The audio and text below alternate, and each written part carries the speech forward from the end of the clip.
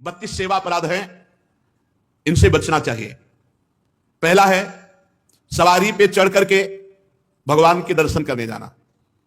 अगर आप जा भी रहे हैं तो कम से कम 100 कदम पैदल चलें, इतनी दूर वाहन खड़ा कर दो और नंगे पैर वहां से जा। खड़ाऊं या पादुका पहनकर भगवान के मंदिर में दर्शन के लिए जाना यह अपराध है। हमें तो यही प्रार्थना करनी है कि सीढ़ियों के नीचे तो उतार दो जूता चप्पल। कुछ लोग तो ऐसे हैं कि टोके ना तो जूता चप्पल पहन के ही दर्शन कर ले, इतने सुकुमार तत्व हैं। कई ऐसे भगवान के मंदिर में सवारी में चढ़ करके जाना या खड़ाऊं पादुका पहन करके जाना, यह निषेध है, यह अपराध है। दूसरा, रथ यात्रा, जन्माष्टमी, राधाष्टमी, रामनवमी, अगर आप नहीं कर सकते, आप में सामर्थ्य नहीं, तो जहां उत्सव हो रहा हो वहां सम्मिलित हो जाना चाहिए। ये भागवतिक महान उत्सव है भगवान के प्रादुर्भाव के, उनमें सम्मिलित हो जाना चाहिए। अगर ऐसा नहीं तो यह भी अपराध के अंतर्गत आता है। तीसरा, भगवान के श्री विग्रह के दर्शन हुए पर आपने प्रणाम नहीं किया। जैसे जहां हो इतना जरूर करो, चाहे जिस भगवान के हो, इसमें अनन्यता नहीं है। जैसे परिक्रमा लगाते थे, हनुमान जी की आरती हो रही, जय राधा वल्लभ लाल की, 1 मिनट रुके, उनकी आरती हो रही, महाभागवत है, सब संतों को प्रणाम करते हो, हनुमान जी को प्रणाम नहीं करोगे? हनुमान जी महाभागवत, उनको प्रणाम करने में तुम्हारी निष्ठा बदल जाएगी क्या? जय राधा वल्लभ लाल की आरती हो रही, उसी में दर्शन मेरे प्रभु इस रूप में विराजमान। तो जो भी देवालय, जो भी मंदिर, अगर हमारी दृष्टि में गए तो ऐसे प्रणाम, उनसे बढ़कर थोड़ी हो। सब में हमारे प्रभु सर्वान वस्तु त्यादिरिक्ष परम स्वाराध्य बुद्धिर्मम, प्रभु के श्री मूर्ति के दर्शन करके प्रणाम न करना, या जूठे मुंह अपवित्र अवस्था में प्रभु के दर्शन करने जाना। पवित्रता अगर नहीं रहेगी ना तो बुद्धि भ्रष्ट होती रहेगी, पक्का समझ लो। पवित्रता की बहुत जरूरत है। आजकल प्राय पवित्रता का ज्ञान नहीं रखते हैं। अशुचि अवस्था में दर्शन करना। अगला, एक हाथ से प्रणाम करना भगवान को। जैसे श्री विग्रह भगवान का है, भगवान और संतों गुरुजनों के सामने तो ऐसे, हमको तो ऐसे ठीक है।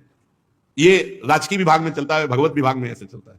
कर जोड़ करके भगवान को, गुरुदेव को, संतों को ऐसे हाथ जोड़कर, एक हाथ से भगवान को ऐसे नहीं किया जाता, प्रभु को ऐसे नहीं किया जाता। प्रभु के श्री विग्रह के सामने एक हाथ से प्रणाम करना, या गुरु जी को, इतने सत्संग नहीं ना, तो प्राय आजकल के बच्चे प्रियता में दाहिने हाथ में मोबाइल होता है, बाएं हाथ से ऐसे करते हैं। रोज हमें होता है, हमें रोज होता है। और बाएं हाथ से जानते हो किसको किया जाता है? शत्रु को। जब किसी राजा के यहाँ संधि कराने या गुप्तचर या दूत ऐसे, तो अब उस राजा को तो करना ही पड़ेगा, तो बाएं हाथ से करता था। तो वो समझ जाते थे शत्रु पक्ष का है, और वो वीर इतना कि गर्दन उतरा सकता लेकिन दाहिने हाथ से सलूट नहीं कर सकता, क्योंकि शत्रु पक्ष का है तो बाएं हाथ से करेगा। एक हाथ से प्रणाम करना या बाएं हाथ से प्रणाम करना। आप सत्संग नहीं तो बेचारे नहीं जानते हो। राधा राधा नहीं बोलेंगे, राधा राधा बोलो, तुम्हारी वाणी पवित्र, तुम्हारा जीवन पवित्र। हमें बहुत सुख मिलता है जब कोई रास्ते में जैसे राधा राधा, तो हम खड़े हो जाते हैं। राधा राधा राधा, आपका भी मंगल, हमारे कानों का भी मंगल, और हमारा हृदय गर्व में भरता है, मेरी महारानी जी का नाम लिया जा रहा है। परिक्रमा करते समय प्रभु के श्री विग्रह के सामने आकर के ना रुक करके प्रणाम करना और ऐसे घूमते रहना, यह भी अपराध है। परिक्रमा तो एक परिक्रमा की सामने आए प्रणाम किया, फिर दूसरी की, फिर सामने आए प्रणाम किया। 4 परिक्रमा अपने प्रभु की होती है, हरिप्रिया जी की 4 परिक्रमा। और प्रभु के श्री विग्रह के सामने पैर पसार करके बैठना है।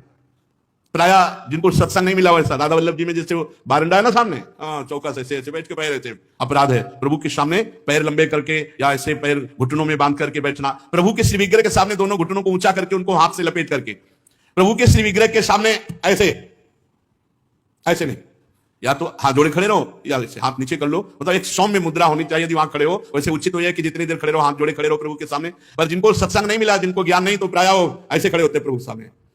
और प्रभु के सामने बैठ करके सोना, यह अपराध है, इसमें पाप लगता है, मलिनता हो। जैसे सत्संग में सोना, प्रभु के सामने बैठे हुए सोना, या स्वाध्याय करते हुए भगवान के श्री विग्रह के सामने पाना। जैसे चरणामृत मिले तो साइड में हो गए, प्रसाद मिले तो साइड में हो गए, ऐसे नहीं वहीं सामने ही, प्रभु के सामने नहीं। भगवान के श्री विग्रह के सामने झूठ बोलना, बात ही मत करो, मंदिर में बात मत करो, गलती हो जाएगी। कुछ भी अगर जरा भी झूठ निकला तो भद्र की लीक हो जाएगा, भोगना पड़ेगा। मौन रहो। जब कोई कहे हमें बात करनी, गेट के बाहर मिलो मंदिर के। अगर थोड़ी चूक भी हो जाएगी तो फिर दर्शन कर लेंगे आके, और इन्हीं के सामने झूठ बोल गए तो फिर क्या होगा? श्री भगवान के सामने जोर से बुलाना किसी को बिल्कुल नहीं। अगर वहां है तो बहुत सावधानी से बात की जाती है, धीरे से बात की जाती है, वो भी प्रभु संबंधी बात की जाती है। भगवान के श्री विग्रह के सामने आपस में कुशल मंगल पूछ रहा है, और कैसे हो? प्रभु सामने वहां पूछ रहे और कैसे हो? अपराध बन रहा है। उनसे पूछो कैसे हो, उनसे बात करो। प्रभु से, प्रभु के पास आए सही पूछो, बिल्कुल नहीं सीधे गए, बस आंख में आंख मिलाई, जितनी देर टिके बस आंख बंद की, फिर आंख में आंख मिलाई, नख सिख लो अंग माधुरी, उसका पान करो, चुपचाप बाहर निकल जाओ। दर्शन की एक पद्धति है, एक टाक एकदम देख रहे हैं, लेकिन देखना बाहरी लोग दर्शन नहीं करते, नहीं इधर उधर, वहां प्रभु में नहीं टिकेंगे नेत्र, प्रभु में नहीं टिकेंगे, वो इधर उधर दौड़ भाग करके निकल जाएंगे। आपस में कुशल मंगल बातचीत ये सब नहीं, और प्रभु के श्री विग्रह के सामने किसी को उपदेश करना, किसी को डांटना, किसी को दंड देना, ये सब अपराध के अंतर्गत आता है। प्रभु के श्री विग्रह के सामने किसी को पीड़ा देना, मारपीट करना, कदापि नहीं, बहुत बड़े बड़े अपराधों में। और प्रभु के श्री विग्रह के सामने किसी को आशीर्वाद देना, नहीं, ये भी नहीं। सामने विराजमान है, उन्हीं के आशीर्वाद से सबका आशीर्वाद है। ऐसा नहीं कोई प्रणाम कर रहा माथे पे हाथ धर, सब व्यवहार नहीं। वहां प्रणाम कर, जो प्रणाम करे तुरंत पीठ कर लेनी चाहिए उसकी तरफ, वो प्रणाम उन्हीं को जाए। तो कभी ऐसा प्रणाम न, एकमात्र गुरुदेव। प्रभु के श्री विग्रह के सामने किसी पर अनुग्रह करना यह अपराध है। श्री विग्रह के सामने किसी को साप देना, कठोर वचन बोलना, निष्ठुर वचन बोलना, और प्रभु के श्री विग्रह के सामने कंबल ओढ़कर जाना, प्रभु के श्री विग्रह के सामने किसी की निंदा करना, प्रभु के श्री विग्रह के सामने किसी की स्तुति प्रणाम बिल्कुल नहीं करना, प्रभु के श्री विग्रह के सामने अश्लील भाषण बोलना, प्रभु के श्री विग्रह के सामने अधोवायु त्यागना। अच्छा, प्रभु को सामर्थ्य रहते हुए गौड़ उपचार के द्वारा भोग लगाना, जैसे अपने तो हलवा और चाय चल रही सुबह, और ठाकुर जी के लिए चिरौरी रखवा दिए, बहुत ही है, काफी लपटी भाई उसमें प्लास्टिक में, एक कटोरी में भर के रख दी, पानी रख दी, जमाने की हुई रखी, और अपना रोज सुबह शाम दोपहर सब नए नए पदार्थ पा रहे हैं। अपराध लगता है। ये मनोरंजन के लिए श्री विग्रह खरीद के मत ले जाना कोई। श्री विग्रह जाने का मतलब है पूरे के पूरे प्रभु आए हैं, सुबह से लेकर शाम तक उनको खवाओ पियाओ, स्नान श्रृंगार सब, ना हो हिम्मत तो छवि खरीद ले, उनके दर्शन करो। श्री विग्रह मत ले जाओ।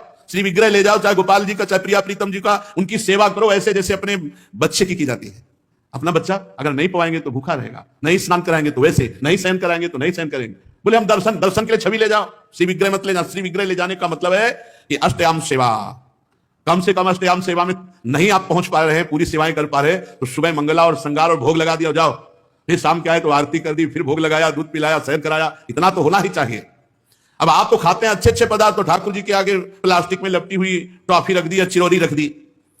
आपकी सामर्थ्य है, सब अच्छे अच्छे कपड़े पोशाक सब पहना सकते हो, ऐसे ठाकुर जी को ऐसे नहीं। आपके पास सामर्थ्य के अनुसार ठाकुर, वैसे तो जी जान से प्यार करो, बहुत कृपाल ठाकुर है, बहुत कृपाल। आपसे बात करने लगेंगे, आपको मना करेंगे, ये नहीं खाना हमें, ये खाना है, ऐसे। अरे आप आसक्ति करके तो देखो, निहाल कर देंगे।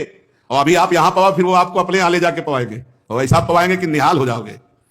और प्रभु को भोग लगाए बिना कुछ भी खाना पीना, ये ठीक नहीं, अपराध के अंतर्गत आता है। वैष्णव होकर, दीक्षा लेकर, सत्संग सुनकर, ये बात जान करके यदि आप बिना भोग लगाए प्रभु को पाते हैं तो अपराध है। ऋतु में जो फल हो सबसे पहले अपने प्रभु को भोग लगाना चाहिए। इस बात में हमने अपने गुरुदेव भगवान को देखा, बड़ी प्रवीणता। चाहे वो सहतूत हो, चाहे बेर हो, जो ऋतु का फल है श्री जी को जरूर पवाएंगे। और पवाने का पहला कि आप चख के देखेंगे, बेर या जो भी पहला चख के देखेंगे, अगर अनुकूल है तो हाथ आचमन किया, फिर श्री जी को दूसरे फल। नहीं तो ऐसे भोग नहीं लगाते, पहले जैसे कुछ भी बनेगा तो पहले स्वयं चखेंगे फिर भोग लगाएंगे। और ये बाहर नहीं चलेगा, बाहर तो कहते झूठा कर दिया प्रभु को क्या पाओगे, लेकिन अपने यहां अपने भाव हैं, भावोत्सवेन भजताम रस कामधेनुम। और किसी फल आदि का अच्छा भाग अपने लिए रख दिया और जो स्वाद रही थे वो प्रभु के लिए भोग लगाने के लिए, ऐसा ना करें। और प्रभु के श्री विग्रह के सामने पीठ देकर खड़े होना या पीठ देकर बैठना, जैसे पीछे प्रभु ऐसे बैठना नहीं, इससे अपराध लगता है। गुरुदेव की अभ्यर्थना ना करना, गुरुदेव से कुशल प्रश्न ना करना, गुरुदेव की स्तुति ना करना, यह अपराध है।